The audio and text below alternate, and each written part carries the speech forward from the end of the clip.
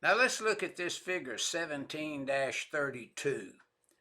We're dealing with wiring methods, straight pulls, angle, or U-pulls, in accordance with 314.71a and b, along with the exceptions to that section.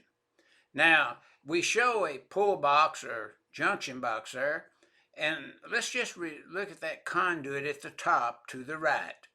And then look at the same conduit opposite to the left, and we call that a straight pull. And if you look at the boxed in information, the box would be 48 times the outside diameter of the largest cable, pulled through the raceway system. Now let's look at the angle pull.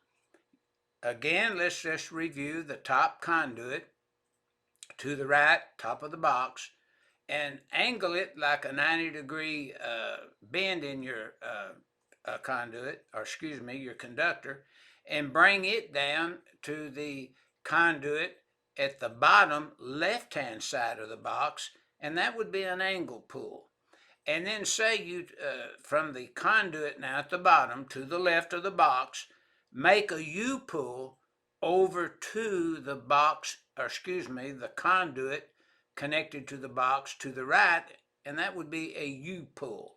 And then notice the size of angle or U-pull, it's 36 times the outside diameter of the largest cable plus any additional cables that may be in the raceway system involved in the U-pull. And that's exactly what this figure 17-32 is illustrating to the user of the NEC.